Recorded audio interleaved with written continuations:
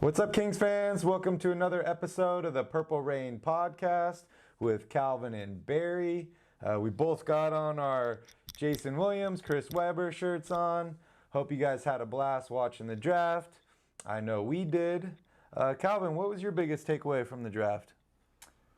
My biggest takeaway is, I guess, just how unexpected yet expected it was at the same time. It was really weird kind of watching everything unfold. These first three picks, you kind of had an idea of what was going to happen, and I think the first three picks were exactly as I predicted, and then after that you expected to see a lot of trades, which that never came. It was supposed to be bouncing around all over the place, and it just continued to methodically work its way through the draft board. So there were definitely some surprise picks.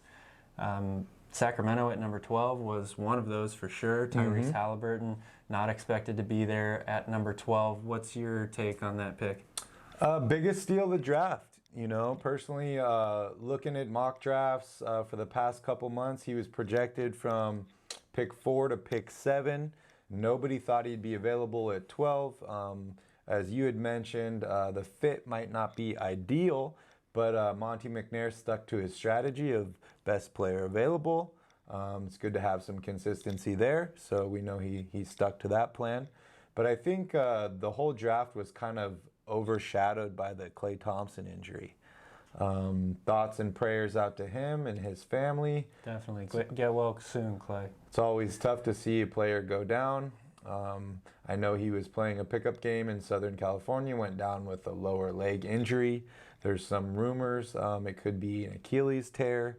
Don't want to guess. I'm not a doctor personally, but we'll see how that plays out. How do you think that's going to affect the West this year in the Warriors season? Well, it certainly doesn't help the Warriors, obviously. Just a very unfortunate situation. The West is already so tough. You've got a lot of these young teams that just continue to get better. Dallas, Phoenix, New Orleans. So fighting for playoff positioning is already going to be difficult. I still think Golden State's going to make the playoffs ultimately. James Wiseman is a great fit for that team, in my opinion, and a healthy Steph Curry and Draymond Green and all that. A lot of experience still between those two guys. But I don't see them being a title contender without Klay. It's just going to be too tough to get out of the West. Definitely not without Klay and the spacing that he provides. Everyone thought they were going to make a big splash with the number 2 pick. They were going to end up trading the pick and Wiggins for another all-star, bring somebody in like that, which could still happen. But I'm a big fan of the James Wiseman acquisition. I feel like he fills a need that they've had for a long time. And I like Andrew Wiggins too. Yeah, I agree. I think there was no pick that was made tonight that was a better fit for the team than Wiseman to Golden State. Anchor a defense in the middle, that's something that they've wanted forever. I mean, that's what they thought Boogie Cousins could help do, be a big body inside who could also score. Wiseman's more athletic than Boogie Cousins, I think, especially after the injuries. And I think he just fits their team perfectly. I thought it was a really, really solid move. Yeah, I agree. Well, let's get back into the Kings draft. As we'd mentioned, they took Tyrese Haliburton at number 12. A lot of people saying that was the biggest steal of the draft. Fit might not be the best. He is a traditional point guard, and we do happen to have one of those already. Sure do. One that could be getting a max contract extension this offseason. How do you see those guys playing together? Do you see them running a 2-point guard system? I think they kind of forced their hand a little bit, right? They sort of have to run a 2-point guard system now. I think it would be a good idea to have them split minutes a little bit.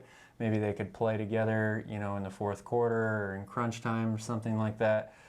But I thought that they needed to upgrade at backup point guard anyway. I didn't really think the idea of having a 2-point guard system as well as Buddy Hield out there that's not the direction I would have gone, I'll say that. But you're right, best available pick. He's certainly a top 10 talent, and he can space the floor and shoot. So it'll be really interesting to see how it all fits together. Yeah, and shooting is key. If you're going to play that two-guard spot, you definitely have to be able to shoot the ball. For sure. And, he shot over 40% this year from three. He did. So He did. It's just, to me, Tyrese Haliburton's a guy who is better when he has the ball in his hands consistently throughout the game. And obviously, De'Aaron Fox is the same way. You don't want to take the ball out of his hands for any more than you have to. So I was just a little confused, especially with somebody like Aaron Nesmith still available. Saddiq Bey was available. Yep. I think those guys would have overall been better fits, even though they're not necessarily as talented as Tyrese Haliburton. So we'll see. Very true. I expect Coach Walton to stagger some minutes, so maybe one of those two is on the floor at all times, and maybe they'll play together a little bit. But I think we solved the backup point guard position, at least for this year. I can't think of a better backup point guard situation for someone coming out of this draft than a guy like Tyrese Haliburton. It doesn't get any better than that. Agreed, and unfortunately, that probably means goodbye to Kojo, but it's a business, and you got to do what's best for the team, right? That's the way it goes, definitely. Unfortunately. So I thought it was a good move. Who knows if he'll end up playing for the Kings, Just because he was drafted today, there'd been a lot of talk about moving the 12th pick and stuff like that. So, something could still happen, but I think we'll probably see him on opening day. I would expect to, absolutely. Yeah. But what do you think about the Kings' second-round picks? So as far as the second round, we had 3 picks, made a couple moves. Originally drafted Xavier Tillman at 35. I like the move. We needed another big guy, defensive-oriented big guy that could get boards. Unfortunately, they ended up trading that to the Grizzlies for pick 40 and a future second-round pick. But it grabbed a guy. You really liked it, Robert Woodard at 40. What do you think about him? Oh, I like him a lot. I was very high on him to start. I wasn't even sure he was going to be a second-round pick. A lot of people had him late in the first round.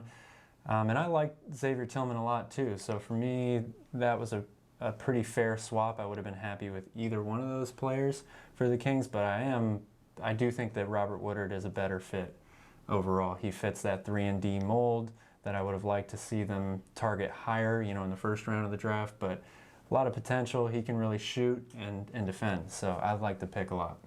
I agree. Then we took another shooter at 43 and took a waiver on Kenyon Martin Jr. At 52, and then ended up trading him to the Rockets. Super athletic guy. I was a big fan of watching his high school film. So best of luck to him with the Rockets. But as you mentioned, shooting was a huge priority. All 3 of these guys over 40% from 3 this last season. Monty seems to have a plan, and he seems to be following it.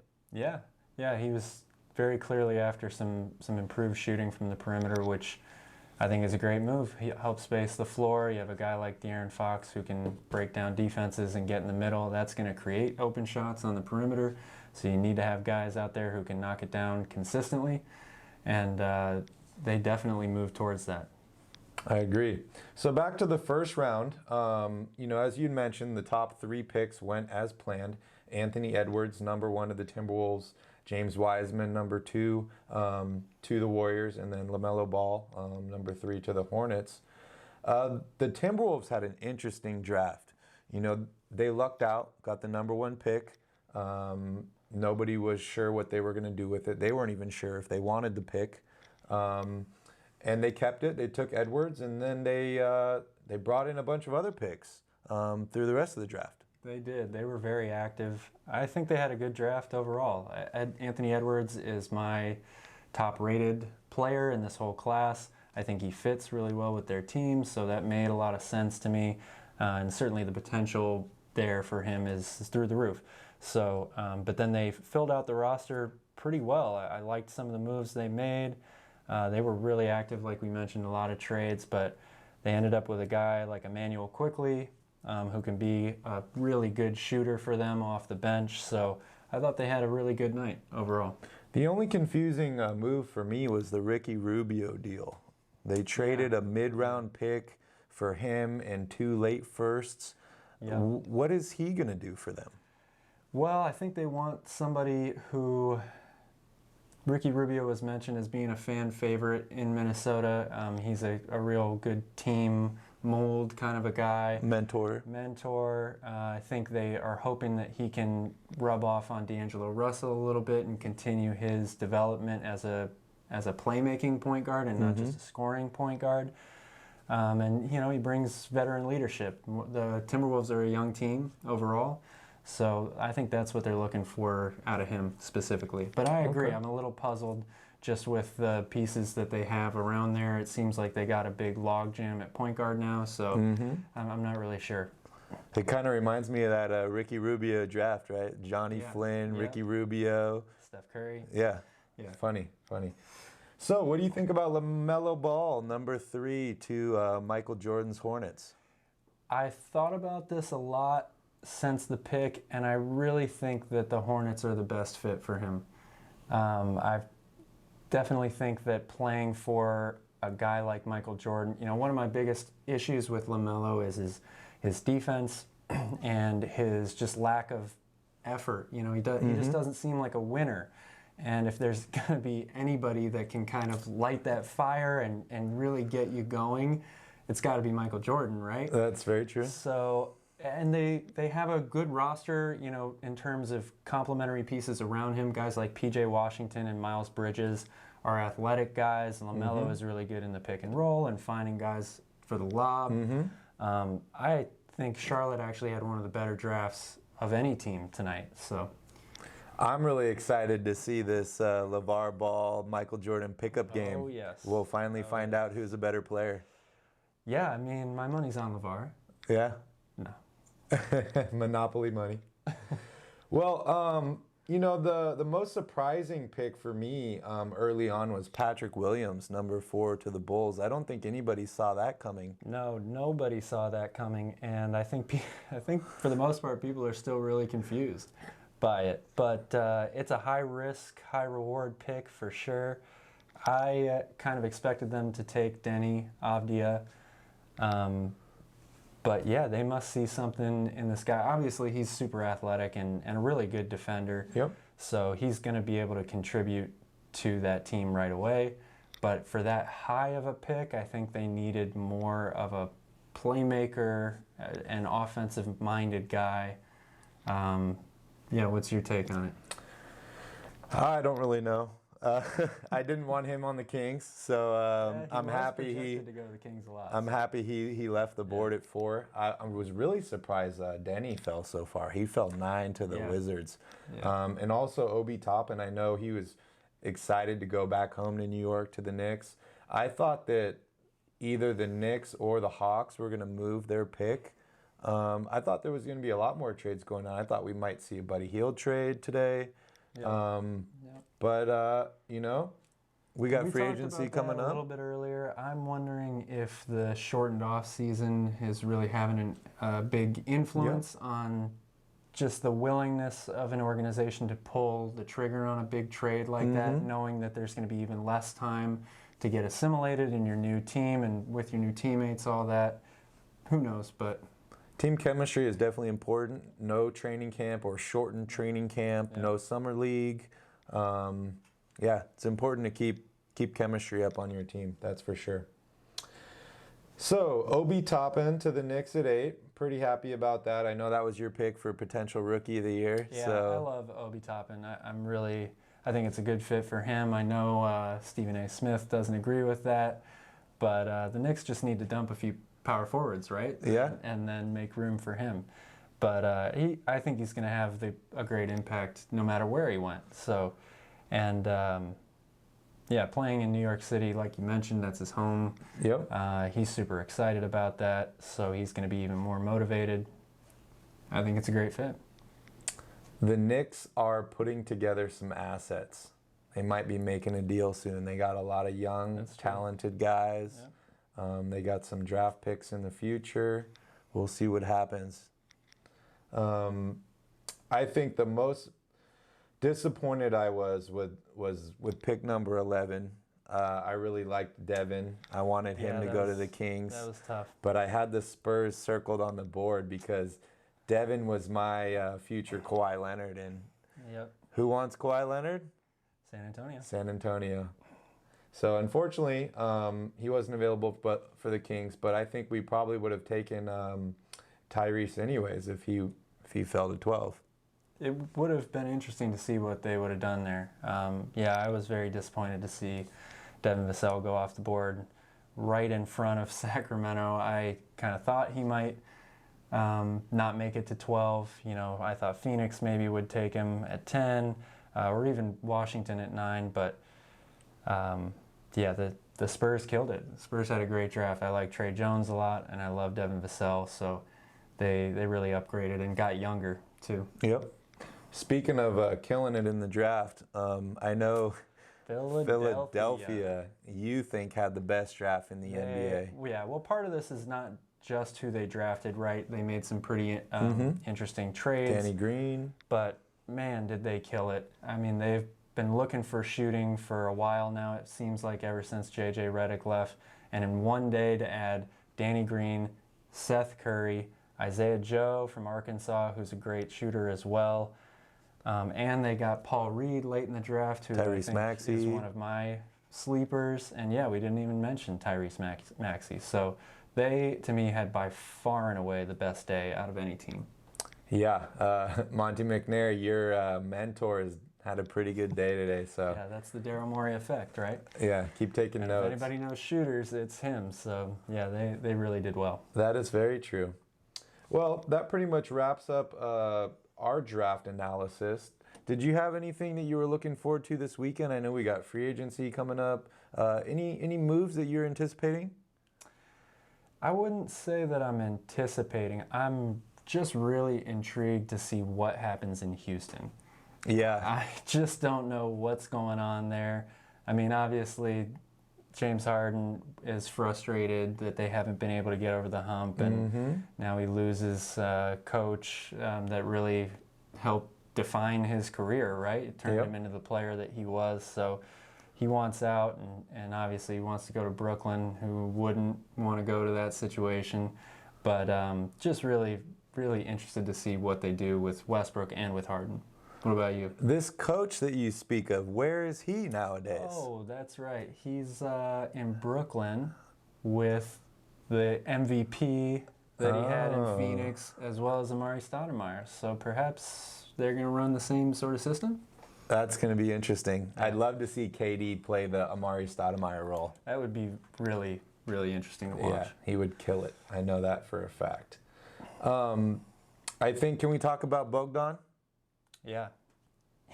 What's going on there? I feel like another situation where I just don't know what to say. I'm really puzzled by the fact that he doesn't want to go to Milwaukee of all places.